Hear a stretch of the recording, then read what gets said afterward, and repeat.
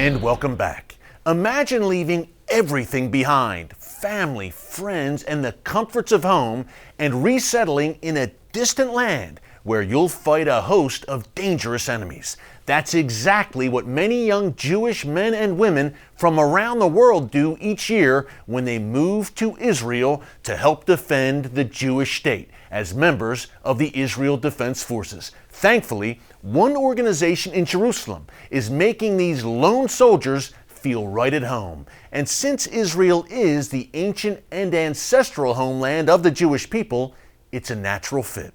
Take a look.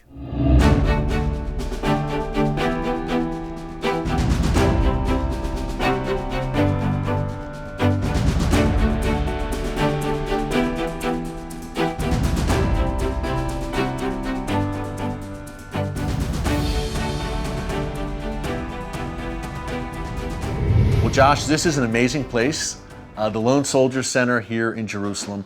First of all, for people at home who might not know, what is a lone soldier here in Israel? You have almost 7,000 lone soldiers right here in Israel. What does that mean? So a lone soldier, it's a classification that the IDF, the Israel Defense Forces, created for a young man primarily, and also young women who serve here in the IDF and don't have family to support them throughout their army service. A little more complicated than the US situation, or for most militaries that might project force abroad. The Israeli army operates just down the block, sadly, from a lot of Israeli cities. Yeah. Therefore, soldiers are given leave just about every weekend, if not every other weekend, to go home and relax, recharge their batteries, get a good night's sleep, get some food. Parents do their laundry, all that good stuff. They go home for some R&R and for some tender loving care as well. Yeah. With their mom and dad and their brothers, sisters, everyone who raised them is there for them on weekends to help them kind of decharge their batteries, get ready to go again. Yeah. Works amazingly well for most of the Israeli army, but then you have this subset of people who come from around the world, young Jewish people who want to come and protect Israel, protect the Jewish homelands, and they don't have family here.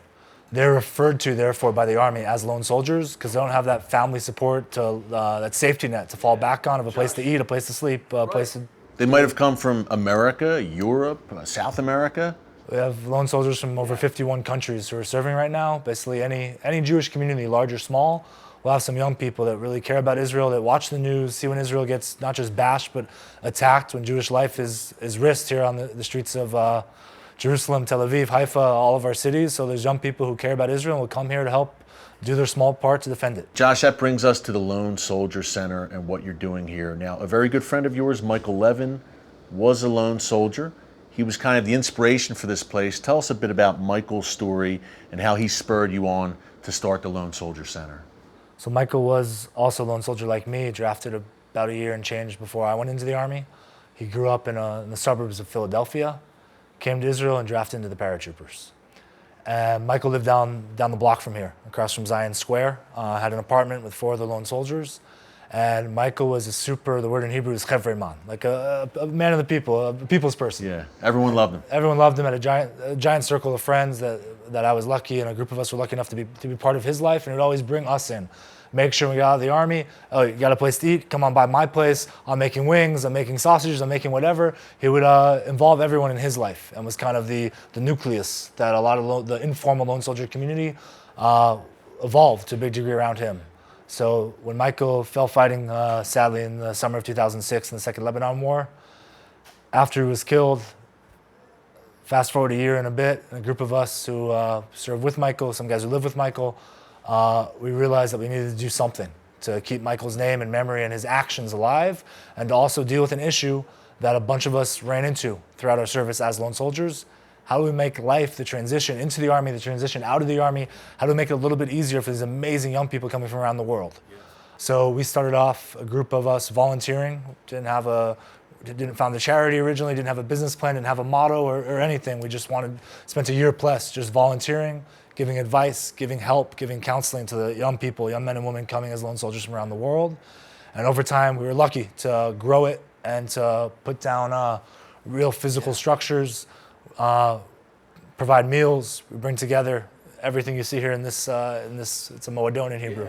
in the clubhouse here. It's the clubhouse, man. It's great. It's a laid-back feeling. You guys are coming back on Friday, but you'll see it's full of life and lots of soldiers coming in. There's a big Shabbat meal here, right? Everything here is the army word, at least in Hebrew, is modular. You can move, gets picked up, moved out of here, goes into the office space on Shabbat, so we can have a Friday night dinner here. And there'll be dozens of people here on the holidays too. On holidays, it's well over 100 come through. Friday night dinners, well over 100 guys here in Jerusalem. Similar facility in Tel Aviv, and then we have houses. All lone soldiers. Yep. Talk a bit more, if you can, about what motivates a lone soldier to leave everything behind, leave family, and come here to Israel, serve in the IDF. A desire to protect Jewish life, to protect the Jewish homeland. I think just to do their part, to kind of give Israel a big hug and to do whatever they can to keep Israelis safe, to keep the Jews here inside of Israel safe. I think that's one of the primary, if not the primary factor for a lot of the young people coming. And also the historical memory that all people have. Jews have a very profound historical memory. We have fast days throughout the year for what happens with the Romans, what happened with the Greeks 2,000-3,000 years ago. We still remember. So to be 70-something years removed from the Holocaust and removed from the horrors that happen when you're a people without a flag, without an army, without a homeland, without the ability to defend yourself, your women, your children, your way of life. So I think now that we have that privilege and that responsibility, myself personally and a lot of the lone soldiers that come, they feel that they owe it to their people. They owe it to the people who came before them, that kept alive our traditions, our heritage, our religion, our peoplehood. That if we have a state, they need to do their small part or their big part to keep that nation safe. Josh, you're filling such a crucial need there. Thank you so much for having us here at the Lone Soldier Center. Keep it up. You guys are doing great work. It's a pleasure. Thanks, Josh. Up next, we hear from lone soldiers from around the world who share why they joined the Israel Defense Forces and how the Lone Soldier Center has filled a crucial need in their lives. Stick around.